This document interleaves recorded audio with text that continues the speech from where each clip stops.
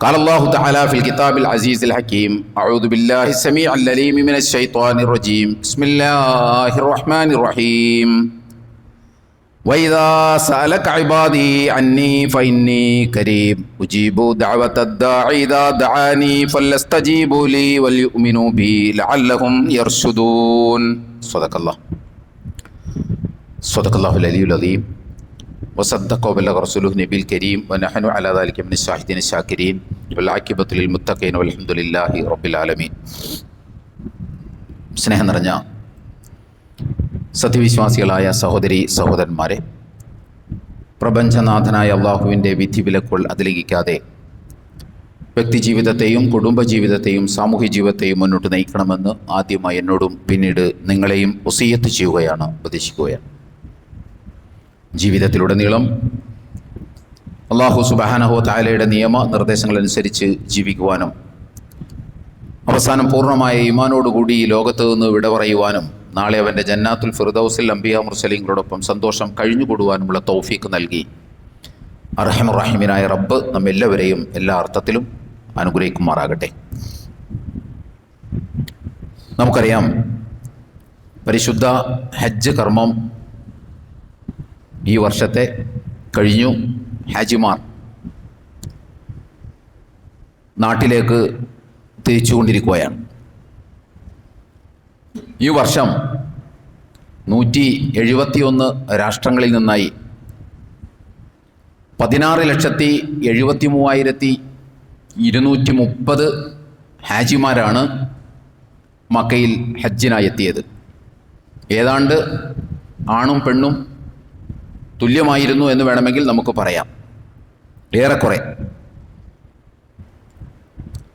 ഈ ഹാജിമാരിൽ റഹീം എന്ന് പറയുന്ന ഒരു ഹാജി ഉണ്ടായിരുന്നു. അദ്ദേഹം ഒരു രാഷ്ട്രത്തിൽ നിന്ന് വന്ന, ഒരു രാജ്യത്ത് നിന്ന് വന്ന ഏക ഹാജിയായിരുന്നു അദ്ദേഹം. മറ്റെവിടെയും നിന്നല്ല, മെക്സിക്കോയിൻ്റെയും കരീബിയൻ കടലിൻ്റെയും ഇടയിൽ സ്ഥിതി ചെയ്യുന്ന ഒരു കൊച്ചു രാജ്യത്ത് നിന്ന്, ബെലീസ് എന്ന് പറയുന്ന ഒരു കൊച്ചു രാജ്യത്ത് നിന്ന് വന്ന ഹാജിയാണ് അദ്ദേഹം.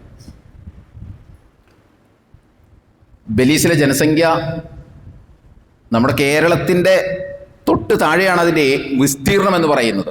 കേരളത്തിൻ്റെ അത്രത്തോളമില്ല, എങ്കിലും കേരളത്തോടടുത്ത് വരും. 10,000 സ്ക്വയർ കിലോമീറ്റർ മാത്രമേ വ്യത്യാസമുള്ളൂ. 22,000 സ്ക്വയർ കിലോമീറ്ററാണ് അതിനുള്ളത്, ബെലീസിനുള്ളത്. നമ്മുടെ കേരള സംസ്ഥാനത്തിന് ഏതാണ്ട് 38,000 സ്ക്വയർ കിലോമീറ്ററാണ് അതിൻ്റെ കേരളത്തിൻ്റെ ഏരിയ എന്ന് പറയുന്നത്, ടോട്ടൽ ഏരിയ എന്ന് പറയുന്നത്. പക്ഷെ ജനസംഖ്യ ബെലീസിൽ ആകെയുള്ളത് 4,11,000 ആളുകളാണ് അവിടെ ആകെയുള്ള ജനസംഖ്യ എന്ന് പറയുന്നത്. അതിൽ 40.1% റോമൻ കാത്തലിക്സ് ആണ് അവിടെയുള്ളത്. ബാക്കി യഹോവ സാക്ഷികൾ, സെവൻത് ഡേ അഡ്വൻറ്റിസ്റ്റുകൾ, പിന്നെ ബാപ്റ്റിസ്റ്റുകൾ, ഏറെക്കുറെ ക്രൈസ്തവ പശ്ചാത്തലമുള്ളവരാണ് ഇവരെല്ലാവരും. അവിടെ ആകെ മുസ്ലിം ജനസംഖ്യ എന്ന് പറയുന്നത് വെറും 577 പേരാണ് അവിടെ മുസ്ലിങ്ങളായിട്ട് ആ രാജ്യത്തുള്ളത്. 577 പേര്. അഥവാ മൊത്തം ജനസംഖ്യയുടെ ഏതാണ്ട് 0.2% മാത്രമാണ് മുസ്ലിങ്ങളുള്ളത്. അതിൽ ഒരാളാണ് ഈ റഹീം എന്ന് പറയുന്ന ഹാജി. അവിടെ നിന്ന് വന്ന ഏക വ്യക്തിയാണ്. അദ്ദേഹത്തിൻ്റെ കുടുംബം ക്രൈസ്തവ കുടുംബമാണ്, നമുക്കറിയാമല്ലോ. ആ കുടുംബത്തിൽ നിന്ന് 20ാമത്തെ വയസ്സിലാണ് അദ്ദേഹം ഇസ്ലാം സ്വീകരിച്ചത്. അദ്ദേഹത്തിൻ്റെ കുടുംബത്തിൽ നിന്ന് അദ്ദേഹം മാത്രമാണ് ഇസ്ലാം സ്വീകരിച്ചത്. പേര് റഹീം എന്നാണ്. ഇദ്ദേഹത്തിന് ഇസ്ലാമിലേക്ക് ആകർഷിച്ചത്, അദ്ദേഹം പറയുന്നത്, വിശുദ്ധ ഖുർആനിലെ 2-ാം അധ്യായം സൂറത്തുൽ ബഖറയിലെ പശു എന്ന നാമധേയമുള്ള ആ അധ്യായത്തിലെ 186ാമത്തെ വചനമാണ് തന്നെ ഇസ്ലാമിലേക്ക് ആകർഷിച്ചത് എന്നാണ് അദ്ദേഹം പറയുന്നത്. ആ വചനമാണ് നമ്മൾ ആമുഖത്തിൽ ഓതി വച്ചത്. വഇദാ സഅലക ഇബാദി അന്നി ഫഇന്നി ഖരീബ് ഉജീബു ദഅവത ദാഇ ഇദാ ദഅാനി ഫലസ്തജീബു ലി വൽയുമിനു ബി ലഅല്ലഹും യർഷുദൂൻ. ഈ വചനമാണ് അദ്ദേഹത്തെ ഇസ്ലാമിലേക്ക് ആകർഷിച്ചത്. എന്താണ് ഈ വചനത്തിൻ്റെ ഒരു ബ്യൂട്ടി? ഇസ്ലാമിലേക്ക് ഒരാളെ ആകർഷിക്കാൻ മാത്രമുള്ള ഒരു ബ്യൂട്ടി. അദ്ദേഹം ക്രൈസ്തവനായിരുന്നു എന്ന് നമ്മൾ മനസ്സിലാക്കണം. എന്താണ് ഈ ആയത്തിൻ്റെ സൗന്ദര്യം? ഈ ആയത്തിൻ്റെ സൗന്ദര്യം മറ്റൊന്നുമല്ല, മനുഷ്യൻ അള്ളാഹുവും തമ്മിലുള്ള, അല്ലെങ്കിൽ മനുഷ്യനും ദൈവവും തമ്മിലുള്ള ബന്ധവുമായി അല്ലെങ്കിൽ ബന്ധത്തെക്കുറിച്ച് മനുഷ്യൻ കെട്ടിപ്പൊക്കിയിട്ടുള്ള എല്ലാ വികലമായ സങ്കല്പങ്ങളെയും കടപുഴക്കുന്നതാണ് ഈ വചനം. മുസ്ലിം സമൂഹം ആ വചനത്തെക്കുറിച്ച് എത്രത്തോളം മനസ്സിലാക്കിയിട്ടുണ്ടെന്ന് ചോദിച്ചാൽ അത് വേറെ നമ്മൾ പഠിക്കേണ്ടതാണ്.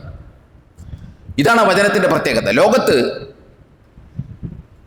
ദൈവവും മനുഷ്യനും തമ്മിലുള്ള ബന്ധത്തെക്കുറിച്ചുള്ള വികലമായ സങ്കല്പങ്ങൾ എന്ന് പറയുന്നത് പലതാണ്. അതിൽ ഏറ്റവും സുപ്രധാനമായ രണ്ട് കാര്യങ്ങളാണുള്ളത്. ഒന്നാമത്തേത്, ദൈവ ചൈതന്യമുള്ള എന്തെങ്കിലും വിഗ്രഹങ്ങൾ വേണം ദൈവത്തെ ആരാധിക്കാനും ദൈവത്തോട് വിളിച്ചു പ്രാർത്ഥിക്കാനും. ഒരു വിഗ്രഹം വേണം, ഒരു കോൺസെൻട്രേഷന് എന്ന ഒരു കാഴ്ചപ്പാടാണ് ഒരു കാഴ്ചപ്പാട്. മറ്റൊന്ന്, മനുഷ്യനെ സംബന്ധിച്ചിടത്തോളം ദൈവവുമായി അടുക്കണമെന്നുണ്ടെങ്കിൽ ഒത്തിരി ലിമിറ്റേഷൻസ് ഉണ്ട്. നമുക്കങ്ങനെ നേർക്ക് നേരെ ദൈവത്തെ വിളിക്കാനോ ഒന്നും ചിലപ്പോൾ കഴിഞ്ഞുകൊള്ളണമെന്നില്ല. അല്ലെങ്കിൽ അതിനേക്കാൾ എളുപ്പമുള്ള മാർഗങ്ങളുണ്ട്. ആ മാർഗമാണ് ഇടയിൽ ഒരു ഇടയാളനെ വെച്ച്, ഒരു മധ്യവർത്തിയെ വെച്ച്, ഒരു ഏജൻസിയെ വെച്ച് അള്ളാഹുവിനെ വിളിക്കുക, അല്ലെങ്കിൽ അള്ളാഹുവിനോട് ഞങ്ങൾക്ക് വേണ്ടി അപേക്ഷിക്കാൻ ആവശ്യപ്പെടുക. ഈ രീതിയാണ്. അതിന് ചില ഉദാഹരണങ്ങളൊക്കെ നമ്മുടെ പണ്ഡിതന്മാരെന്ന് പറയുന്നവരൊക്കെ ഈ പാവപ്പെട്ട ജനങ്ങളോട് പറയുന്നത് നമുക്ക് കാണാൻ സാധിക്കും. അതിനവർ പറയുന്ന ന്യായം എന്താണെന്ന് ചോദിച്ചാൽ, നമുക്കിപ്പോൾ ഈ സംസ്ഥാനത്തിൻ്റെ മുഖ്യമന്ത്രിയെ നേരിട്ട് എന്നാൽ കാണാൻ പറ്റുമോ? കാണാൻ പറ്റില്ല. അതിന് സ്ഥലം MLA-യുടെ ശുപാർശയോടുകൂടി വേണം ചെല്ലാൻ. അല്ല, നമ്മൾ ക്ലിഫ് ഹൗസിലേക്ക് എന്നാൽ മുഖ്യമന്ത്രിയെ കാണാൻ പറ്റൂലല്ലോ. സാധാരണക്കാരൻ ആലോചിക്കുമ്പോൾ അത് ശരിയാണല്ലോ, കാരണം മുഖ്യമന്ത്രിയെ നമുക്ക് പെട്ടെന്ന് റീച്ചുള്ള ആളല്ല. അപ്പോൾ ഒരു റെക്കമെൻഡേഷനൊക്കെ എപ്പോഴും നല്ലതാണ്.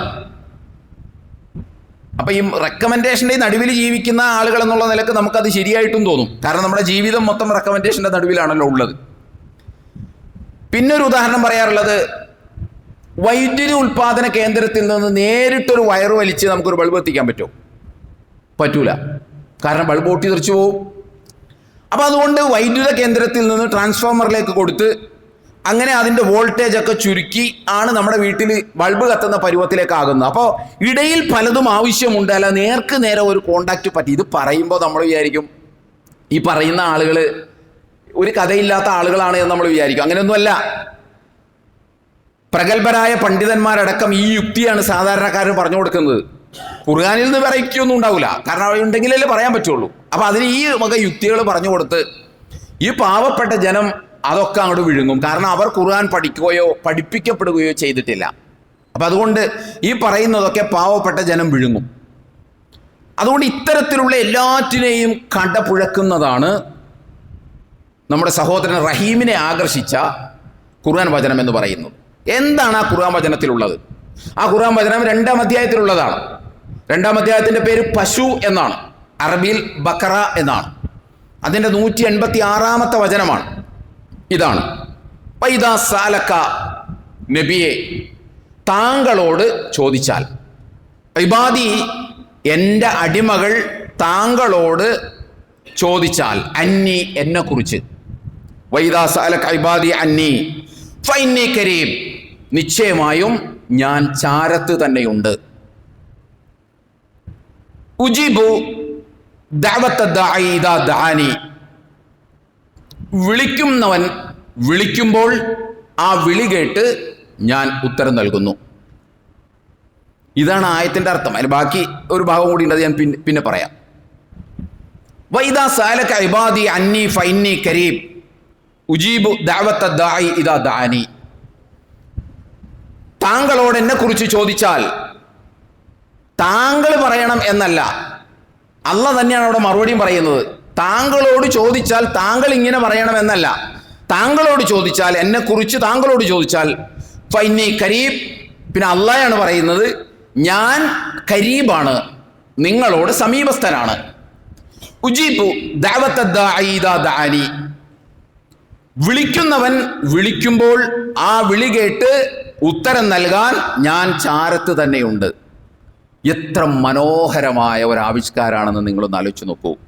അള്ളാഹുവും മനുഷ്യനും തമ്മിലുള്ള ബന്ധത്തെക്കുറിച്ചുള്ള ഏറ്റവും ബ്യൂട്ടിഫുൾ ആയിട്ടുള്ള ഒരു വാക്കാണ് വിശുദ്ധ ഖുർആനിലെ. വെറുതെ അല്ല അദ്ദേഹത്തെ ഇത് ആകർഷിച്ചത്. കാരണം അദ്ദേഹം നിന്നിരുന്നത് ഒരു പക്ഷേ ഇത്തരം മധ്യസ്ഥ ശ്രമങ്ങളുടെയും ഇടയാളന്മാരുടെയൊക്കെ ലോകത്ത് കഴിഞ്ഞുകൂടിയ, വിശ്വാസപരമായി കഴിഞ്ഞുകൂടിയ ഒരു ലോകത്ത് വെച്ച് ഇത് കാണുമ്പോൾ യാതൊരുവിധ ഇടയാളനുമില്ലാതെ, മധ്യസ്ഥനുമില്ലാതെ, ഒരു തേർഡ് പാർട്ടി ഇല്ലാതെ, ഒരു ഏജൻസി ഇല്ലാതെ നേർക്ക് നേരെ ഏതൊരാൾക്കും അള്ളാഹുവിനെ ബന്ധപ്പെടാൻ, ദൈവത്തെ ബന്ധപ്പെടാൻ കഴിയുമാറ് ദൈവം ചാരത്തുണ്ട് എന്ന് ദൈവം തന്നെ പറയുകയാണ്. ഈ ആയത്തില് മറ്റു ചില മനോഹാരിതകളൊക്കെ ഉണ്ട്. കനിവ് കിനിയുന്ന ഒരായത്താണിത്. അതെന്താണെന്ന് ചോദിച്ചാൽ, ഒന്ന് അല്ലാഹ് തന്നെ നേരിട്ട് മറുപടി പറയുന്നു. രണ്ടാമത്തേത് അള്ളാഹു അടിമകളെ എന്ന് വിളിക്കുന്നതിന് പകരം ഇബാദി, എൻ്റെ അടിമകളെ എന്ന വളരെ രസമുള്ള വിളികളാണ് വിളിക്കുന്നത്. എൻ്റെ അടിമകളെ, എന്നെക്കുറിച്ച് ചോദിച്ചാൽ, വൈദാ സഅലക ഇബാദി, എൻ്റെ അടിമകൾ ചോദിച്ചാൽ, എൻ്റെ അടിമകൾ ചോദിച്ചാൽ എന്ന് വേണമെങ്കിൽ അള്ളാഹ് പറയാലോ. അടിമകൾ ചോദിച്ചാൽ എന്ന് അള്ളാഹ് പറയാം. അതിന് പകരം അള്ളാഹ് പറഞ്ഞ എന്താ? എൻ്റെ അടിമകൾ ചോദിച്ചാൽ. അതൊരു സ്നേഹമസ്നമായ ഒരു വർത്തമാനമാണത്. ചോദിച്ചാൽ, ഇബാദി, എൻ്റെ അടിമകൾ ചോദിച്ചാൽ. ഈ അടിമകളിൽ എല്ലാവരും പെടും. മനുഷ്യരായി പിറന്ന മുഴുവൻ മനുഷ്യന്മാരും ഇതിനകത്ത് പെടും. പാപികളെന്നോ പാവപ്പെട്ടവനെന്നോ ഒന്നും വ്യത്യാസമില്ല. എല്ലാ അടിമകളും പെടും. അപ്പൊ എന്നെക്കുറിച്ച് ആ അടിമകൾ ചോദിച്ചാൽ, എൻ്റെ അടിമകൾ ചോദിച്ചാൽ, അന്നി ഫഇന്നി കരീം, ഞാൻ ചാരത്ത് തന്നെയുണ്ട് എന്ന് പറയുക. അല്ലെങ്കിൽ അള്ളാഹ് തന്നെയാണ് അതിന് മറുപടി പറയാം. പരിഭാഷകളൊക്കെ എടുത്ത് നോക്കിയാൽ നബിയോട് പറയാൻ പറയുന്ന രൂപത്തിൽ പരിഭാഷ ചെയ്തു വെച്ചത് നമുക്ക് കാണാൻ സാധിക്കും. അങ്ങനെ പറഞ്ഞു എന്ന് വിചാരിച്ച പ്രശ്നമൊന്നുമില്ല. നബിയാണല്ലോ ഇതൊക്കെ നമുക്ക് പറഞ്ഞു തരുന്നത്. അല്ല, അള്ളാഹ് നമ്മളോട് നേരിട്ട് വർത്താനം പറയല്ലോ. അതിലൊക്കെ പ്രശ്നമൊന്നുമില്ല. പക്ഷേ അതിൻ്റെ ഗ്രമാറ്റിക്കലായിട്ടുള്ള, വ്യാകരണപരമായിട്ടുള്ള, ഭാഷാപരമായിട്ടുള്ള രീതി അതാണ്. അള്ളാഹ് തന്നെയാണ് പറയുന്നത്. അതുകൊണ്ട് എന്നോട് ചോദിക്കൂ, ചോദിക്കാനുള്ളവൻ എന്നോട് ചോദിച്ചോളൂ. കരീബ്, ഫഇന്നി കരീബ്, നിശ്ചയമായും ഞാൻ ചാരത്ത് തന്നെയുണ്ട്. ഈ നിശ്ചയമായി ഞാൻ ചാരത്ത് തന്നെയുണ്ട് എന്ന് പറയുന്നതിന് ഒരുപാട് ഡയമെൻഷൻസ് ഉണ്ട്, മാനങ്ങളുണ്ട്, ഒരുപാട് മാനങ്ങളുണ്ട്. ഞാൻ ചാരത്ത് തന്നെ ഉണ്ട് എന്നുള്ളത് നമുക്കിതൊക്കെ ഓർമ്മയുണ്ടാകണം ജീവിതത്തിൽ. അത് നമുക്ക് പഠിക്കാനും മനസ്സിലാക്കാനുമാണ് ഇതൊക്കെ അള്ളാഹ് പറഞ്ഞു തന്നത്. അതല്ലാതെ ഇത് ഓതി കൂലി വാങ്ങാനല്ല. അത് നമുക്ക് ആവർത്തിച്ച് നമ്മൾ പറഞ്ഞുകൊണ്ടേയിരിക്കും. ഓതി കൂലി വാങ്ങലല്ല ഖുർആനിലെ ലക്ഷ്യം. ഇതൊക്കെ മനസ്സിലാക്കലാണ്, അള്ളാഹിനെ മനസ്സിലാക്കലാണ്. അല്ലെങ്കിൽ നമ്മളെ പലരും പറ്റിക്കും. അള്ളാഹിനെ മനസ്സിലാക്കേണ്ടത് ആരെങ്കിലും പറഞ്ഞല്ല. അള്ളാഹിനെ മനസ്സിലാക്കേണ്ടത് വയലുകെട്ടല്ല. അള്ളാഹിനെ മനസ്സിലാക്കേണ്ടത് ബുക്ക് വായിച്ചല്ല. കാരണം അള്ളാഹ് ആരാന്ന് അള്ളാഹ് തന്നെയാണ് പറയേണ്ടത്. അത് അള്ളാഹ് പറയുന്നത് ഖുർആനിലാണ്. അപ്പൊ ആ ഖുർആനാണ് ഒന്നാമത്തെ ഫസ്റ്റ് സോഴ്സ്. അതാണ് അള്ളാഹിനെ കുറിച്ച് മനസ്സിലാക്കാനുള്ളത് ഖുർആനാണ്. അതുകൊണ്ട് അള്ളാഹിനെ കുറിച്ച് മനസ്സിലാക്കണമെങ്കിൽ ആദ്യം വായിക്കേണ്ട ഗ്രന്ഥം ഖുർആനാണ്. അല്ലാതെ ആരുടെയും കിതാബല്ല. ആരെങ്കിലും ഏതെങ്കിലും കാലത്ത് എഴുതി വെച്ച കിതാബിൽ നോക്കിയല്ല അള്ളാഹിനെ മനസ്സിലാക്കേണ്ടത്. അള്ളാഹിനെ മനസ്സിലാക്കാൻ പറ്റുന്ന വാചകങ്ങൾ നിങ്ങൾ ഖുർആൻ എടുത്തു നോക്കൂ. നിങ്ങൾക്ക് കാണാം, ഒരു കെട്ടിക്കുടുക്കുമില്ലാതെ സ്ട്രൈറ്റ് ആയിട്ടാണ് അള്ളാഹ് പറയുന്നത്. ഖുർആനിൽ ചില കെട്ടിക്കുടുക്കൊക്കെ നമുക്ക് തോന്നുന്ന വചനങ്ങളുണ്ട്. പക്ഷെ അള്ളാഹിനെ പരിചയപ്പെടുത്തുന്ന വചനങ്ങളൊന്നും ഒരു കെട്ടിക്കുടുക്കില്ല. കാരണം സാധാരണ അറബികളോടാണ് അള്ളാഹു സുബ്ഹാനഹു വ തആല ആദ്യം സംസാരിക്കുന്നത്. അവർക്ക് അള്ളാഹിനെ മനസ്സിലാക്കണമെങ്കിൽ ഒരുപാട് കെട്ടിക്കുടുക്ക് അള്ളാഹിനെ കുറിച്ച് സൃഷ്ടിച്ചു വെച്ച ഒരു സമൂഹത്തിൽ ജീവിക്കുന്ന ആളുകളോട് അള്ളാഹിനെ പരിചയപ്പെടുത്തുമ്പോൾ കെട്ടിക്കുടുക്കില്ലാതെ പറയണം. അതുകൊണ്ട് അള്ളാഹിനെ കുറിച്ച് പറയുന്നിടത്തൊക്കെ ഒരു കെട്ടിക്കുടുക്കും ഖുർആനിലില്ല എന്ന് ഖുർആൻ എടുത്ത് നോക്കിയാൽ നമുക്ക് മനസ്സിലാവും. അതുകൊണ്ട് എടുത്തു നോക്കേണ്ട ആദ്യത്തെ ഗ്രന്ഥം ഖുർആനാണ്. നിങ്ങൾക്ക് അള്ളാഹിനെ കുറിച്ച് അറിയണോ? ഖുർആൻ എടുത്ത് നോക്ക്. അള്ളാഹും നമ്മൾ തമ്മിലുള്ള ബന്ധത്തെക്കുറിച്ച് അറിയണോ? ഖുർആൻ എടുത്ത് നോക്ക്. ബാക്കി ആരൊക്കെ എഴുതി വെച്ച കിതാബ് എടുത്ത് നോക്കിയാൽ വളച്ചു കെട്ടി അതിനകത്തൊക്കെ ഉണ്ടാവുള്ളൂ. കാരണം അത് അത്തരം ഒരു പശ്ചാത്തലങ്ങളിലൊക്കെ ചിലപ്പോൾ എഴുതി വെച്ചതായിരിക്കാം. അപ്പൊ ആദ്യം നമ്മൾ നോക്കേണ്ടത് അതാണ്. അതിനകത്താണ് അള്ളാഹ് പറഞ്ഞത് ഞാൻ ചാരത്ത് തന്നെയുണ്ട്. ആ അടുപ്പത്തിന്റെ അടുപ്പം, ഞാൻ ചാരത്ത് തന്നെയുണ്ട്. നിങ്ങൾ എന്നെ കാണുന്നില്ല എന്നതുകൊണ്ട് ഞാൻ ദൂരെയൊന്നുമല്ല, നിങ്ങളുടെ തൊട്ടടുത്ത് ചാരത്ത് തന്നെയുണ്ട്. ആ അടുപ്പത്തിന്റെ അടുപ്പം, ആ ക്ലോസ്നെസ് ഓഫ് ഇന്റിമസി, അടുപ്പത്തിന്റെ അടുപ്പം അള്ളാഹ് ഖുർആനിൽ സൂചിപ്പിക്കുന്നുണ്ട്. എന്താ? വലഖദ് ഖലഖനൽ ഇൻസാന വനഅലമു മാ തുവസ്വിസു ബിഹി നഫ്സുഹു വനഹനു അഖ്റബു ഇലൈഹി മിൻ ഹബ്ലിൽ വരീദ്. മനുഷ്യനെ സൃഷ്ടിച്ചത് അല്ലാഹുവാണ്. വനഅലമു മാ തുവസ്വിസു ബിഹി നഫ്സുഹു, നിങ്ങൾ മറ്റൊരാളോട് മന്ത്രിക്കുന്നതല്ല, നിങ്ങൾ നിങ്ങളോട് തന്നെ മന്ത്രിക്കുന്ന കാര്യങ്ങൾ അറിയാൻ മാത്രം ഞാൻ അടുത്താണുള്ളത്. നിങ്ങൾ നിങ്ങളോട് മന്ത്രിക്കുന്നത് പോലും അറിയും ഞാൻ. നിങ്ങളുടെ മനോഗതങ്ങൾ പോലും അറിയും. മാഫി സുദൂർ, നിങ്ങളുടെ ഹൃദയങ്ങളിലുള്ള, നിങ്ങളുടെ മനസ്സിലുള്ള മനോഗതങ്ങൾ വരെ അറിയാൻ മാത്രം ഞാൻ അടുത്താണുള്ളത്. ഞാൻ അടുത്താണുള്ളതെന്ന് അതാ പറഞ്ഞല്ലോ. ആ അടുപ്പത്തിന്റെ അടുപ്പാണ് ഈ പറയുന്നത്. അത്രയും അടുത്തതാണ്. വനഹ്നു അഖ്റബു ഇലൈഹി മിൻ ഹബ്ലിൽ വരീദ്, നിങ്ങളുടെ കണ്ടനാടിയേക്കാൾ ഞാൻ നിങ്ങളോട് അടുത്താണ് നിൽക്കുന്നത്. അതാണ് ഞാൻ ചാരത്ത് തന്നെ ഉണ്ടെന്ന് പറയുന്നത്. നിങ്ങളുടെ ചാരത്ത് തന്നെ ഉണ്ട് എന്ന് പറയുന്നത് അതാണ്. ആ ചാരത്ത് തന്നെയുള്ള എന്നെ വിളിക്കാൻ നിങ്ങൾ ഒരു ഇടയാളനെ തേടേണ്ടതില്ല. അവരാരായിക്കോട്ടെ, അവർ ഒലിയായാലും ഔലിയാക്കളായാലും മഹത്തുക്കളായാലും പ്രവാചകന്മാരായാലും മറ്റു പുണ്യപുരുഷന്മാരായാലും ആരുടെയും ആവശ്യമില്ല. ഇല്ലാത്ത വിധം നഹ്നു അഖ്റബു ഇലൈഹി മിൻ ഹബ്ലിൽ വരീദ്, നിങ്ങളുടെ കണ്ടനാടിയേക്കാൾ അടുത്ത് നിൽക്കുന്ന എന്നോട് ചോദിക്കാൻ നിങ്ങൾക്ക് എന്തിനാണ് ഒരു ഏജൻസി? ആ ഏജൻസിയെ തന്നെ അള്ളാഹു പറിച്ചു മാറ്റുകയാണ്.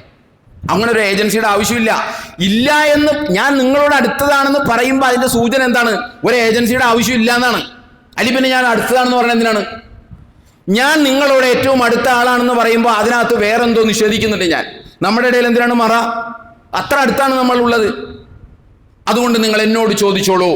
ചോദിക്കുന്നവന്റെ വിളി കേട്ട് ഉത്തരം നൽകാൻ ഞാൻ ചാരത്തു തന്നെയുണ്ട്. ചാരത്ത് തന്നെയുണ്ട്. സ്ഥലത്തിന്റെ പ്രശ്നമില്ല, സമയത്തിന്റെ പ്രശ്നമില്ല, കാലത്തിന്റെ പ്രശ്നമില്ല.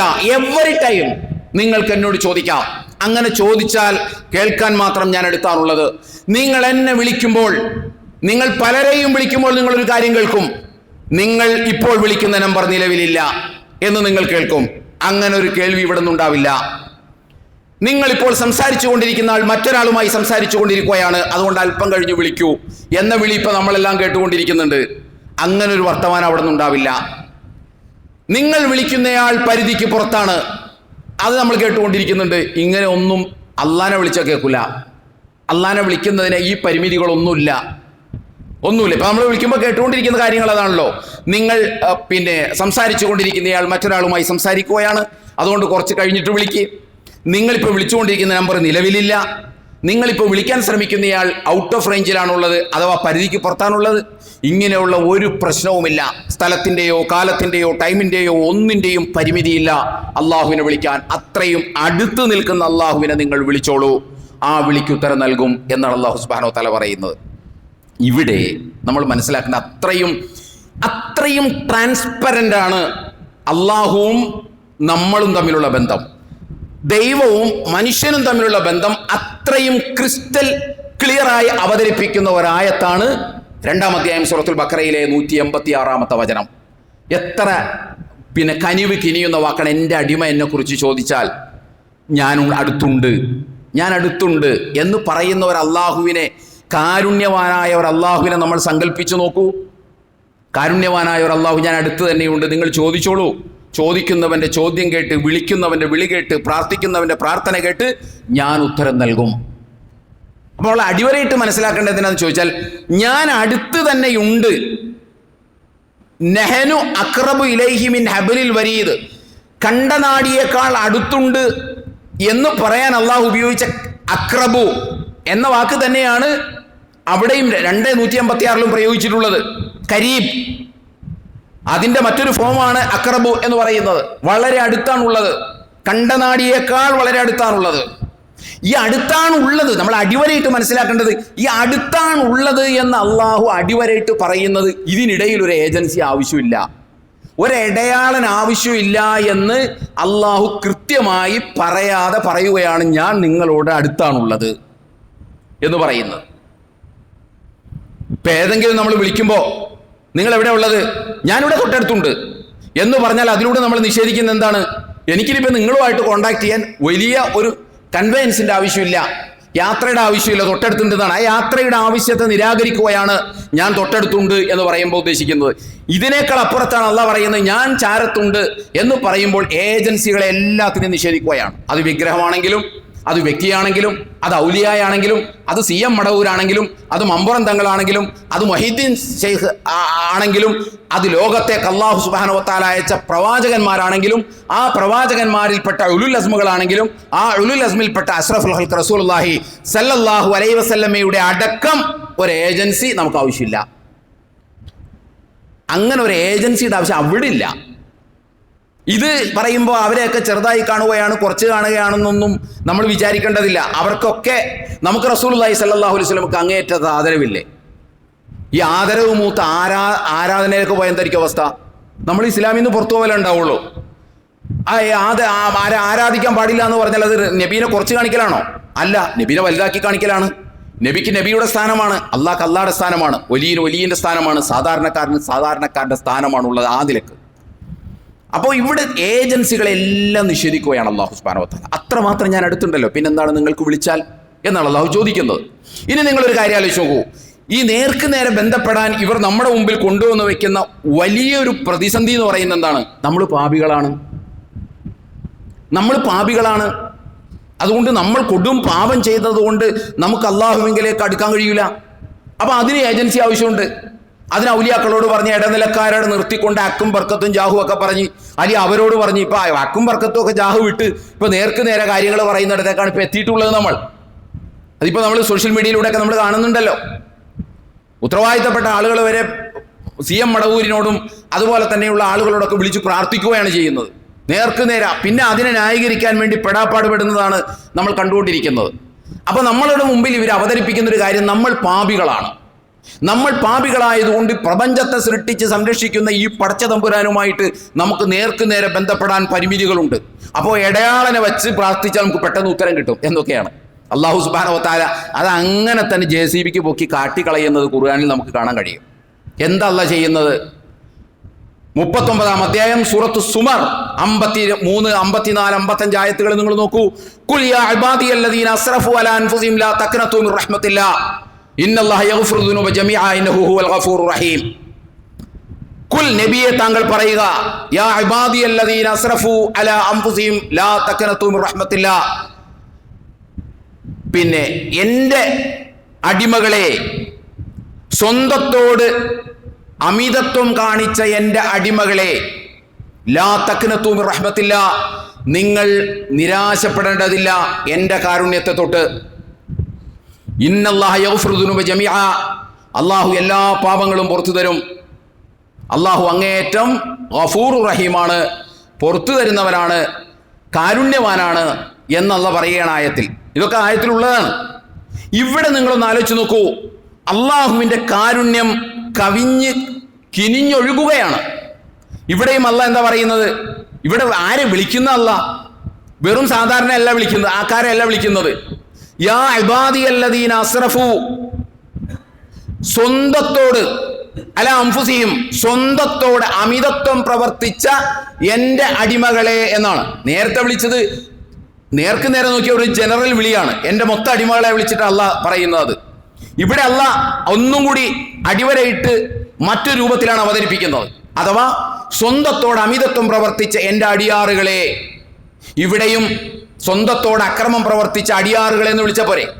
അല്ലാഹ് അങ്ങനെ പറയാലോ, സ്വന്തത്തോട് അക്രമം പ്രവർത്തിച്ച അടിയാറുകളെ എന്ന് പറഞ്ഞാൽ മതി. അതങ്ങനെയല്ല പറഞ്ഞതല്ല. സ്വന്തത്തോട് അക്രമം പ്രവർത്തിച്ച എൻ്റെ അടിമകളെ, അടിമകളെ എന്ന് വിളിക്കുന്നതിന് പകരം എൻ്റെ അടിമകളെ. അതുപോലെ തന്നെ ആരെയാണ് വിളിക്കുന്നത്? കുറ്റവാളികളെയാണ് വിളിക്കുന്നത്, കൊടും കുറ്റവാളികളെയാണ് അത് വിളിക്കുന്നത്. കൊടും കുറ്റവാളികളെ, അല്ലെങ്കിൽ കൊടും കുറ്റവാളികളായ എൻ്റെ അടിമകളെ എന്ന് വിളിക്കുന്നതിന് വരെ അവിടെ അല്ലാഹ് എന്താ പറഞ്ഞത്? മാന്യമായ ശൈലിയെ സ്വീകരിച്ചത്. സ്വന്തത്തോട് അമിതത്വം പ്രവർത്തിച്ച എൻ്റെ അടിമകളെ. ഇവിടെ കൊടും കുറ്റവാളികളെയാണ് അല്ലാഹ് വിളിക്കുന്നത്. പക്ഷെ എന്നിട്ടും അല്ലാഹ് കൊടും കുറ്റവാളികളെ എന്ന് വിളിക്കുന്നതിന് പകരം പ്രയോഗിച്ച ഭാഷ സ്വന്തത്തോട് അമിതത്വം പ്രവർത്തിച്ച എൻ്റെ അടിയാറുകളെ. എത്ര മനോഹരമായ ലാംഗ്വേജ്, ഭാഷയാണത്, എത്ര മനോഹരമാണ്. ഇതൊക്കെ ഖുർആനിലുള്ളതാണ് എൻ്റെ സഹോദരി സഹോദരന്മാരെ. ഇതൊക്കെ നമ്മൾ ഓതുന്ന ഖുർആനിലുള്ളതാണ്. എന്നിട്ട് അല്ലാഹ് എന്താ പറയുന്നത്? ലാ തഖ്നതു മിർ റഹ്മത്തില്ലാഹ്, എൻ്റെ കാരുണ്യത്തെ തൊട്ട് നിങ്ങൾ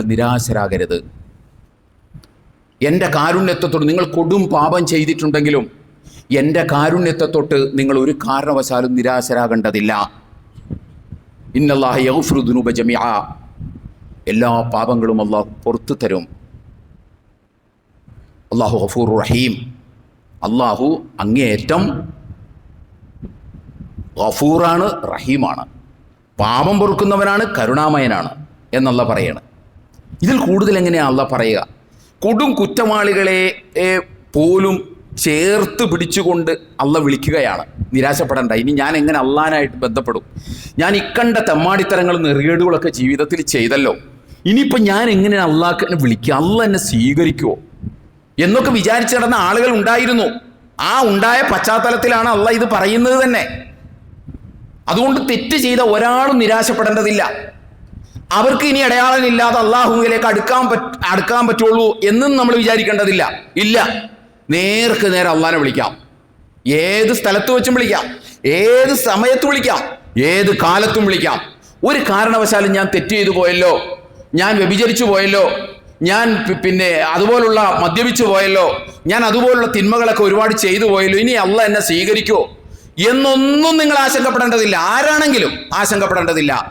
എത്ര വലിയ തെറ്റ് ചെയ്തിട്ടുണ്ടെങ്കിലും, കൊടും പാപം എന്ന് വിശേഷിപ്പിക്കുന്ന ശിർക്ക് ചെയ്തിട്ടുണ്ടെങ്കിലും നിങ്ങൾ നിരാശപ്പെടേണ്ടതില്ല. നിങ്ങൾക്ക് എന്നെ വിളിക്കാം, ഞാൻ അങ്ങേറ്റം കാരുണ്യവാനാണ്. എൻ്റെ കാരുണ്യത്തെ ഞാൻ പുറത്തു തരാമെന്നല്ല അള്ളാഹ് പറയുന്നത്. അവിടെ പോലും എന്തൊക്കെ സ്പെഷ്യാലിറ്റിയാണ് ആ പ്രയോഗത്തിനുള്ളത്.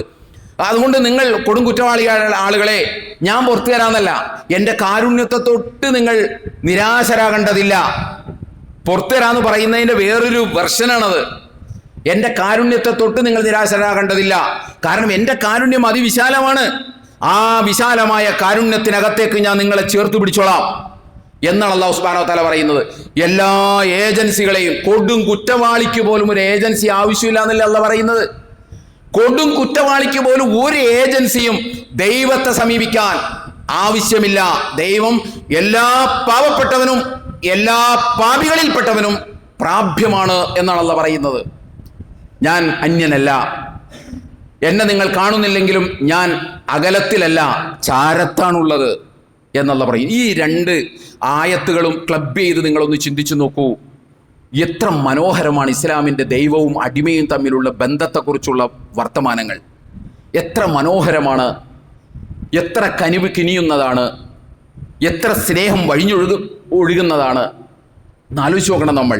ഇത് നമ്മൾ പാരായണം ചെയ്യുന്ന ഖുർആനിലുള്ളതാണ്. ഇത് അള്ളയാണ് പറയുന്നത്. ഇത് അള്ളാഹ് തന്നെ നേർക്ക് നേരെ പറയാണ്.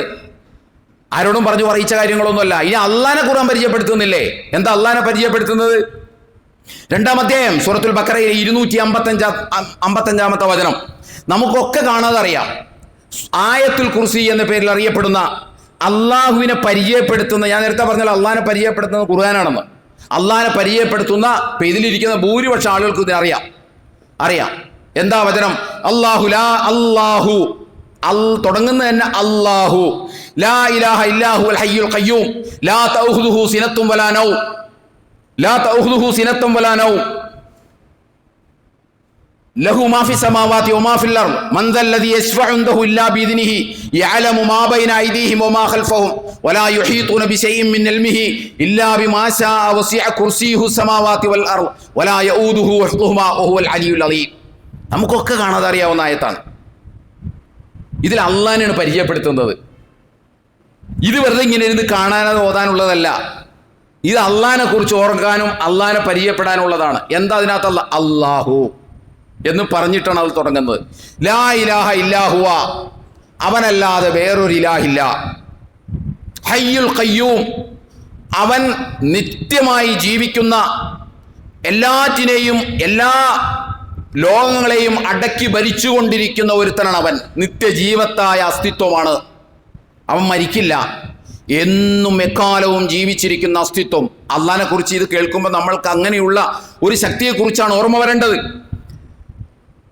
ലാ തഅഖുദുഹു സിനത്തും വലാ നൗം, അവന് ഉറക്കമോ മയക്കമോ ഇല്ല. ഉറക്കവും മയക്കവും ഇല്ലാത്ത ഒരു ശക്തിയെക്കുറിച്ച് ഓർത്തു നോക്കൂ നിങ്ങൾ. മനസ്സിലൂടെ നിങ്ങൾ അതൊന്ന് കടത്തിക്കൊണ്ടുവരൂ. ലഹു മാ ഫി സമാവാതി വമാ ഫിൽ അർള്, ആകാശഭൂമികളിലുള്ളതൊക്കെ അവൻ്റേതാണ്, എല്ലാം അവൻ്റേതാണ്. മൻ ദല്ലദി യശ്ഫഉ ഇൻദഹു ഇല്ലാ ബിഇദ്നിഹി, അവന്റെ അനുവാദമില്ലാതെ അവന്റെ അടുക്കൽ ശുപാർശ ചെയ്യാൻ, ഇടയാള വൃത്തിയിലൂടെ, മധ്യവർത്തിയിലൂടെ ശുപാർശ ചെയ്യാൻ ആരാണുള്ളത്? ആരെങ്കിലും ഉണ്ടോ? അവന്റെ അനുവാദം ഇല്ലാതെ ആരെയെങ്കിലും ഇടനിർത്തി അവരുടെ ശുപാർശ സ്വീകരിക്കുമെന്ന് അല്ലാഹ് വല്ലവരോടും പറഞ്ഞോ? നമ്മൾ ഇന്ന് ഇടയാളന്മാരായിട്ട് നിർത്തുന്നവരൊക്കെ പറഞ്ഞാൽ ഞാൻ കേട്ടുകൊള്ളാം എന്ന് അല്ലാഹ് എവിടെയെങ്കിലും പറഞ്ഞിട്ടുണ്ടോ? ഇല്ല. ആരാ? അല്ലാഹ് ചോദിക്കും, മന്ദല്ലദീ യശ്ഫഉ ഇൻദഹു ബിഇദ്നിഹി, എന്റെ അനുവാദം ഇല്ലാതെ എൻ്റെ അടുത്ത് ശുപാർശയായിട്ട് വരാൻ ആരാണുള്ളത് എന്നല്ല ചോദിക്കുകയാണ്. അത് തന്നെയാണ് അതിന്റെ ഭാഷ. യഅലമു മാ ബൈന ഐദിഹിം വമാ ഖൽഫഹും, അവരുടെ മുമ്പിലുള്ളതും അവരുടെ പുറകിലുള്ളതും അല്ലാഹു അറിയും. വലാ യുഹീതൂന ബിശൈഇൻ മിൻ ഇൽമിഹി, അവന്റെ ജ്ഞാനമുണ്ടല്ലോ, ആ ജ്ഞാനത്തെ ആർക്കും കൈയടക്കാൻ കഴിയില്ല. പിന്നെ ഉള്ളതോ ഇല്ലാ ബിമാ ശാ, അവൻ ഉദ്ദേശിക്കുന്ന ജ്ഞാനം അല്ലാതെ. അവന്റെ വിശാലമായ ജ്ഞാനപരിധിക്കകത്ത് വരാൻ ലോകത്താർക്കും കഴിയില്ല. അവൻ നൽകുന്ന വിജ്ഞാനമാണ് നിങ്ങൾക്കുള്ളത്. അതിനപ്പുറത്തൊരു വിജ്ഞാനം നേടാൻ നിങ്ങൾക്ക് സാധ്യമല്ല. വസിഅ കുർസിയുഹു സമാവാതി വൽ അർള്, അവന്റെ സിംഹാസനം ആകാശഭൂമികളോളം വിശാലമാണ്. ആകാശഭൂമികളെക്കാൾ വിശാലമാണ് അവന്റെ സിംഹാസനം എന്ന് പറയുന്നത്. വലാ യഊദുഹു ഹിഫ്ദുഹുമാ, അതിന്റെ പരിപാലനം എന്ന് പറയുന്നത് അശേഷം പോലും അവനെ സംബന്ധിച്ചിടത്തോളം പ്രയാസമുള്ള കാര്യമേ അല്ല. അതിൻ്റെ പരിപാലനം എന്ന് പറയുന്നത്, അഥവാ ആകാശഭൂമികളുടെ പരിപാലനം, അതിൻ്റെ നിയന്ത്രണം, അതിൻ്റെ സംവിധാനം, അതിൻ്റെ നടത്തിക്കൊണ്ടുപോക്ക്, ഇതൊന്നും അള്ളാഹുവിനെ സംബന്ധിച്ചിടത്തോളം പ്രയാസമുള്ള കാര്യമല്ല. വഹുവൽ അലിയുൽ അലീം, അവൻ അലിയാണ്, അത്യുന്നതനാണ്.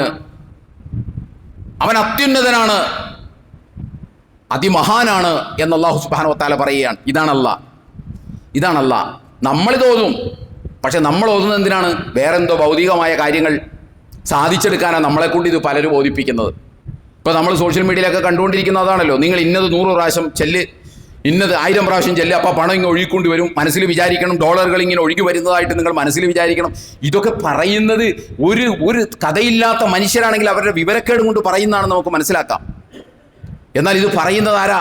പണ്ഡിതന്മാരാണ് പറയുന്നത്. ആളുകൾ ആദരിക്കുന്ന, ബഹുമാനിക്കുന്ന ആളുകളാണ് പറഞ്ഞു കൊടുക്കുന്നത്. കാരണം ആളുകൾക്ക് ആവശ്യം ഇപ്പോൾ പണമാണ്. അപ്പോൾ ആ പണത്തിൻ്റെ ഭാഷയിൽ ഖുർആനും വെച്ച് ആ പണത്തിൻ്റെ ഭാഷയിൽ സംസാരിച്ചാൽ ആളുകൾ ഇതൊക്കെ കേൾക്കാനുണ്ടാവുള്ളൂ. നമ്മൾ ഈ ആയത്തുൽ കുർസി ഓതും, എന്തിനോതും? അള്ളാഹനെ മനസ്സിലാക്കാനാണോ? അല്ല, നമുക്കറിയില്ല ഇതിൻ്റെ അർത്ഥം. ഇപ്പോൾ ഇതിനകത്ത് ഇരിക്കുന്ന ആളുകൾ നിങ്ങളൊന്ന് ആലോചിച്ച് നോക്കൂ. ആയത്തുൽ കുർസി എല്ലാവർക്കും അറിയാൻ പറ്റും, അക്ഷരത്തെറ്റില്ലാതെ എല്ലാവരും പണ്ടുകാലം മുതൽ പഠിച്ചു വരുന്ന. ഇതിൻ്റെ അർത്ഥം എത്ര പേർക്കറിയാം? ഇതിൻ്റെ അർത്ഥം എത്ര ആളുകൾക്കറിയാം? ആ അർത്ഥം അറിയുന്നിടത്താണ് പ്രസക്തി. ആ അർത്ഥം അറിയുമ്പോഴാണ് ഞാൻ വിശ്വസിക്കുന്ന എൻ്റെ അള്ളാഹു, ആ അള്ളാഹു ഇങ്ങനെ ശക്തിവിശേഷങ്ങളുള്ളവനാണ്. ഇവൻ്റെ അടുത്ത് എന്തിനാണ് ഈ അള്ളാനെ അവതരിപ്പിക്കുന്നത്? എന്തിനാണെന്നറിയാമോ? ഈ അള്ളാനെ എന്തിനാണ് അവതരിപ്പിക്കുന്നതെന്ന് ചോദിച്ചാൽ, നേരത്തെ പറഞ്ഞ 2:186 39:53 ഇതോട് ചേർത്ത് വെച്ചാൽ ഇതാണ് അള്ളാഹ്. ഈ അള്ളാഹ്ക്ക് പിന്നെ ഏജൻസി ആവശ്യമില്ല, ഈ അള്ളാഹ്ക്ക് പിന്നെ ഇടയാളൻ ആവശ്യമില്ല, ഈ അള്ളാഹിനോട് പിന്നെ ഒരാളെ വെച്ചിട്ട് എന്നോട് നിങ്ങളൊന്ന് അള്ളാഹിനോട് എന്നെക്കുറിച്ചൊന്ന് പറയണം എന്ന് പറയേണ്ട കാര്യമില്ല. നമ്മളെത്ര പ്രയാസം, നമ്മളെത്ര പാവപ്പെട്ടവരാണെങ്കിലും, നാം എത്ര പാപികളിൽപ്പെട്ടവനാണെങ്കിലും നമുക്ക് അള്ളാഹിനോട് പറയാം. അങ്ങനത്തെ ഒരു അള്ളാഹിനെ നമുക്ക് പരിചയപ്പെടുത്തുന്നത്, ഇത് പരിചയപ്പെടുത്തുന്നത് പരിമിതികളില്ല എന്ന് പറയാനാണ്. മധ്യസ്ഥൻ ആവശ്യം വന്നാൽ അതിനർത്ഥം എന്താണ് എൻ്റെ സഹോദരി സഹോദരന്മാരെ? അള്ളാഹുവിന് പരിമിതി ഉണ്ട് എന്നല്ലേ? മധ്യസ്ഥൻ ആവശ്യമുണ്ട്. മുഖ്യമന്ത്രി അടുത്ത് പോകാൻ, MLA പിടിക്കണമെങ്കിൽ അതിനർത്ഥം എന്താണ്? നമ്മെ മുഖ്യമന്ത്രിക്ക് മനസ്സിലാക്കാൻ പരിമിതിയുണ്ട്. ഇയാൾ ഈ പറയുന്ന ആവശ്യം ന്യായമാണോ? ഇയാൾക്കിത് കൊടുക്കാൻ പറ്റുമോ? ഇയാൾ നമ്മളെ കബളിപ്പിക്കുമോ? ഇതൊക്കെ മുഖ്യമന്ത്രിക്ക് അറിയില്ല. അള്ളാഹ്ക്ക് ഈ പ്രശ്നങ്ങളൊന്നുമില്ല. നിങ്ങളുടെ മുമ്പിലുള്ളതും പുറകിലുള്ളതും ഒക്കെ അള്ളാഹ് അറിയും. യഅലമു ഖായിനത്തൽ അയ്നി വമാ തുഖ്ഫി സുദൂർ, കണ്ണുകളുടെ കട്ടുനോട്ടവും ഹൃദയങ്ങളുടെ അന്തരാളങ്ങളിൽ നിങ്ങൾ മറച്ചു വെച്ചിട്ടുള്ളതും അള്ളാഹു അറിയും. നഹ്നു അഖ്റബു ഇലൈഹി മിൻ ഹബ്ലിൽ വരീദ്, കണ്ടനാടിയേക്കാൾ അടുത്താണ് ഞാൻ ഉള്ളത്. ഈ അള്ളാഹിനെ നമ്മൾ പരിചയപ്പെടേണ്ടത്, ഈ അള്ളാഹിനെ നമ്മൾ സ്നേഹിക്കേണ്ടത്, ഈ അള്ളാഹിനാണ് ജീവിതത്തിൽ നാം ഭയപ്പെടേണ്ടത്, ഈ അള്ളാഹിനെയാണ് ജീവിതത്തിൽ നമ്മൾ അനുസരിക്കേണ്ടത്. ക്ലൈമാക്സ് അവിടെയല്ല ഈ പറഞ്ഞതിൻ്റെ, അതടുത്തതാണ്. 186 ആയത്ത് ഞാൻ ഞാൻ തുടക്കത്തിൽ ഓതി വെച്ചെടുത്ത് അവസാനിച്ചിട്ടില്ല. പിന്നെ അള്ളാഹ് പറയുന്നൊരു കാര്യമുണ്ട്, ഇദാ സഅലക ഇബാദി അന്നി. ഇത്രയും കാര്യങ്ങളൊക്കെ പറഞ്ഞതിന് ശേഷം, ഈ മനോഹാരിതയോടുകൂടിയൊക്കെ പറഞ്ഞതിന് ശേഷം അള്ളാഹ് പറയുന്നൊരു കാര്യമുണ്ട്. വൈദാ സഅലക ഇബാദി അന്നി ഫഇന്നി ഖരീബ് ഉജീബു ദഅവത ദാഇ ഇദാ ദഅാനി ഫൽയസ്തജീബു ലി വൽയുഅ്മിനു ബി ലഅല്ലഹും യർശുദൂൻ. അതാണ് ക്ലൈമാക്സ്. ഇങ്ങനെയൊക്കെയാണ്. നിങ്ങൾ എവിടെ നിന്ന് വിളിച്ചാലും ഞാൻ വിളി കേൾക്കും, ഉത്തരം നൽകും, ഞാൻ കാരുണ്യവാനാണ്. ഇതിനൊന്നും ഒരു പ്രശ്നമില്ല. 186 ബാക്കിയാണ് ഞാൻ പറഞ്ഞത്. ഫൽ യസ്തജീബൂലി വൽ യുമിനു ബി. സംഗതിയൊക്കെ ശരിയാണ്. അതിനെന്ത് വേണം? നിങ്ങൾ എൻ്റെ വിളിക്ക് ഉത്തരം നൽകണം. വൽ യുമിനു ബി, എന്നെ വിശ്വസിക്കേണ്ട പോലെ ദൃഢമായി വിശ്വസിക്കണം. ഈ കണ്ടീഷൻ വെച്ചിട്ട് അല്ലാഹ് പറഞ്ഞിട്ടുള്ളത്. ഈ കണ്ടീഷൻ വെച്ചിട്ടാണ് പറഞ്ഞിട്ടുള്ളത്. നിങ്ങൾ എൻ്റെ വിളിക്ക്, ഞാൻ നിങ്ങളുടെ വിളിക്ക് ഉത്തരം നൽകാം. ഞാൻ ഇന്ന യോഗ്യതകളൊക്കെ ഉള്ള ആളാണ്, എന്നെ വിളിച്ചോളൂ, ചാരത്തുണ്ട് ഞാൻ. പിന്നെന്തു വേണം? നിങ്ങൾ എൻ്റെ വിളിക്ക് ഉത്തരം നൽകണം എന്ന് പറഞ്ഞാൽ അല്ലാഹു സുബ്ഹാനഹു വ തആല നമ്മളെ വിളിച്ച് യാ അയ്യുഹല്ലദീന ആമനൂ എന്ന് വിളിച്ചും അല്ലാതെയൊക്കെ കുറേ കാര്യങ്ങൾ പറഞ്ഞിട്ടുണ്ട്. ആ പറഞ്ഞ കാര്യങ്ങൾ നിങ്ങൾ ജീവിതത്തിൽ പാലിക്കണം. പിന്നെ എന്നെക്കുറിച്ച് നല്ല ദൃഢബോധ്യം നിങ്ങൾക്കുണ്ടാകണം. ഇതാണ് കണ്ടീഷൻ. അതാണ് അതിൻ്റെ ക്ലൈമാക്സ്. ഈ ആയത്തിൻ്റെ അവസാനം അങ്ങനെയാണ്. ഇനി ഞാൻ പറഞ്ഞല്ലോ, നിങ്ങൾ കൊടും കുറ്റവാളികളാണെങ്കിലും ലാ തഖ്നതു മിർ റഹ്മത്തില്ലാ, നിങ്ങൾ നിരാശരാകേണ്ടതില്ല, ഞാൻ നിങ്ങൾക്ക് പുറത്തു വരും. ആ ആയത്തും അല്ലാഹ് അവസാനിപ്പിക്കുന്ന എങ്ങനെയെന്ന് കൂടി നമ്മൾ ശ്രദ്ധിക്കണം. വഅനീബു ഇലാ റബ്ബിക്കും വസ്ലിമൂ ലഹു മിൻ ഖബ്ലി അൻ യഅതിയകുമുൽ അദാബ് സുമ്മ ലാ തുൻസറൂൻ. അത് അല്ലാഹ് അവസാനിപ്പിക്കുന്നത് എന്ത് പറഞ്ഞാണെന്നറിയാമോ? അതുകൊണ്ട് നിങ്ങൾ കൊടും പാപികളാണല്ലോ, സ്വന്തത്തോട് അമിതത്വം പ്രവർത്തിച്ച ആളുകളാണല്ലോ. ഇനി നിങ്ങൾ എന്ത് വേണം? ഞാൻ നിങ്ങൾക്ക് പുറത്തു തരാം. നിങ്ങൾ എന്ത് വേണം? വഅനീബു ഇലാ റബ്ബിക്കും, നിങ്ങളുടെ നാഥങ്കലേക്ക് നിങ്ങൾ തൗബ ചെയ്ത് തിരിച്ചു നടക്കണം. വഅസ്ലിമൂ ലഹു, അവന് മുസ്ലിമാകണം. അവന് ഇനി അങ്ങോട്ടുള്ള ജീവിതം അവന് സമർപ്പിച്ച് മുന്നോട്ട് പോകണം. മിൻ ഖബ്ലി അൻ യഅതിയകുമുൽ അദാബ് സുമ്മ ലാ തുൻസറൂൻ, കൊടും ശിക്ഷ നിങ്ങളെ വരിഞ്ഞു മുറുക്കുന്നതിന് മുമ്പ് നിങ്ങളത് ചെയ്യണം. അങ്ങനെ പെട്ടുകഴിഞ്ഞാൽ വലാ തുൻസറൂൻ, നിങ്ങളെ സഹായിക്കാൻ ആരും പിന്നെ ഉണ്ടാവില്ല. ഇവിടെയും അല്ലാഹ് കണ്ടീഷനാണ് പറയുന്നത്. എന്ത് വേണം? നിങ്ങൾ എന്നിൽ, നിങ്ങൾ ഒരുപാട് തെറ്റ് ചെയ്തിട്ടുണ്ടാകും, മദ്യപിച്ചിട്ടുണ്ടാകും, വ്യഭിചരിച്ചിട്ടുണ്ടാകും, പലതും നിങ്ങൾ ജീവിതത്തിൽ ചെയ്തിട്ടുണ്ടാകും. അതൊന്നും ഒരു പ്രശ്നമില്ല. നിങ്ങൾ എന്നെ വിളിച്ചോളൂ, ഞാൻ നിങ്ങൾക്ക് പുറത്തു വരും. പക്ഷെ വിത്തേ കണ്ടീഷൻ. എന്താ കണ്ടീഷൻ? വഅനീബു ഇലാ റബ്ബിക്കും, പശ്ചാത്തപിച്ച് നിങ്ങൾ എന്നിലേക്ക് ഇനി തിരിഞ്ഞു നടക്കാൻ ശ്രമിക്കണം. നിന്നിടത്ത് തന്നെ നിന്നിട്ടും അള്ളാനെ കുപ്പിയിൽ ഇറക്കാം എന്ന് നിങ്ങൾ വിചാരിക്കരുത്. നിങ്ങൾ അവിടെ നിന്ന് തിരിഞ്ഞു നടക്കൂ. വസ്ലിമൂ ലഹു, എനിക്ക് നിങ്ങൾ വിധേയപ്പെടൂ, നിങ്ങൾക്ക് ഞാനെല്ലാം പുറത്തു തരാം എന്നാണല്ലോ പറയുന്നത്. ചെയ്തു പോയി വിടൂ, അത് പ്രശ്നമില്ല. ഇനി നിങ്ങൾ സൂക്ഷിക്കണം. പിന്നെ അല്ലാഹ് പിന്നെയും അല്ലാഹ് അതിനെ ഒന്നുകൂടി എക്സ്പ്ലെയിൻ ചെയ്തുകൊണ്ട് പറയുകയാണ്, വ്യക്തതയോടുകൂടി പറയുകയാണ്. വത്തബിഉ അഹ്സന മാ ഉൻസില ഇലൈക്കും മിർ റബ്ബിക്കും, വത്തബിഉ അഹ്സന മാ ഉൻസില ഇലൈക്കും മിർ റബ്ബിക്കും, നിങ്ങളുടെ നാഥങ്കൽ നിന്ന് വന്നിട്ടുള്ള അള്ളാഹുവിൻ്റെ സന്ദേശങ്ങളുണ്ടല്ലോ, വത്തബിഉ, നിങ്ങൾ അതിനെ പിന്തുടരുകയും ചെയ്യണം. നിങ്ങൾ അതിനെ പിന്തുടരുകയും ചെയ്യണം. അതാണ് അതിൻ്റെ ക്ലൈമാക്സ് എന്ന് പറയുന്നത്. ഇതാണ് നമ്മൾ മനസ്സിലാക്കേണ്ടത്. അള്ളാഹിനെ കുറിച്ച് മനസ്സിലാക്കുമ്പോൾ ഇതുകൂടി നമ്മൾ മനസ്സിലാക്കണം. നമ്മൾ കറക്കുന്നതനുസരിച്ച് കറങ്ങാൻ നടക്കുന്ന ആളല്ല അള്ളാഹു. അള്ളാഹ് കാരുണ്യവാനാണ്, ഇതൊക്കെയാണ്. പക്ഷേ നമ്മുടെ ജീവിതം നമ്മൾ ശരിയാക്കണം. അല്ലാതെ ഒരിടയാളിനെയും കൊണ്ട് വെച്ചിട്ട് ഒരു കാര്യമില്ല. എൻ്റെ സഹോദരി സഹോദരന്മാരെ, ഒരു സത്യവിശ്വാസിയുടെ ജീവിതത്തിൽ അള്ളാഹുവിനും അവനും ഇടയിലുള്ള ഏക ഇടയാളനെന്ന് പറയുന്നത് അവൻ്റെ സൽക്കർമ്മമാണ്. അവൻ്റെ സൽക്കർമ്മമാണ്, അള്ളാഹുവിന് വിധേയപ്പെട്ടിട്ടുള്ള അവൻ്റെ ജീവിതമാണ്, അവൻ്റെ നന്മകളാണ്, അവൻ്റെ സ്വതക്കകളാണ്, അവൻ്റെ നീതിയാണ്, അവൻ്റെ സത്യസന്ധതയാണ്, അവൻ്റെ വിശ്വസ്തതയാണ്. അല്ലാതെ ഒരു ശൈഖുമല്ല, ഒരു ഒലിയുമല്ല, ഒരു പുണ്യപുരുഷനുമല്ല. അവൻ്റെ സൽക്കർമ്മങ്ങൾ മാത്രം. നമ്മൾക്ക് എന്തൊക്കെ ചെയ്യാൻ കഴിയും? അതാണ് സത്യമെങ്കിൽ. പക്ഷേ ജീവിതത്തെ നാം അള്ളാഹുവിന് വിധേയമായി പാകപ്പെടുത്തുകയും പരുവപ്പെടുത്തുകയും ചെയ്യണം. അള്ളാഹു സുബ്ഹാനഹു വ തആല നമ്മെ അത്തരക്കാരിൽ ഉൾപ്പെടുത്തി അനുഗ്രഹിക്കുമാറാകട്ടെ. വന്നുപോയ വീഴ്ചകൾ പടച്ചാമ്പുര നമുക്ക് പുറത്തു മാപ്പാക്കി തരുമാറാകട്ടെ. നമ്മളിൽ നിന്ന് മരണപ്പെട്ടു പോയ ആൾക്ക് അള്ളാഹു മൗഫിറത്തും റഹ്മത്തും നൽകി അനുഗ്രഹിക്കുമാറാകട്ടെ. നമുക്കറിയാം, വിമാനാപകടത്തിലെയാണ്ട് 241 ആളുകൾ കൊല്ലപ്പെട്ടു പോയിട്ടുണ്ട്. വളരെ ഹൃദയഭേദകമായ, ഖേദകരമായ ഒരു വാർത്തയാണത്. അവർക്കെല്ലാവർക്കും നമ്മൾ ആദരാഞ്ജലികൾ അർപ്പിക്കുകയാണ്. അവരുടെ വേർപാടിൽ വേദനിക്കുന്ന മുഴുവൻ കുടുംബങ്ങൾക്കും അള്ളാഹു ആശ്വാസം നൽകി അനുഗ്രഹിക്കുമാറാകട്ടെ.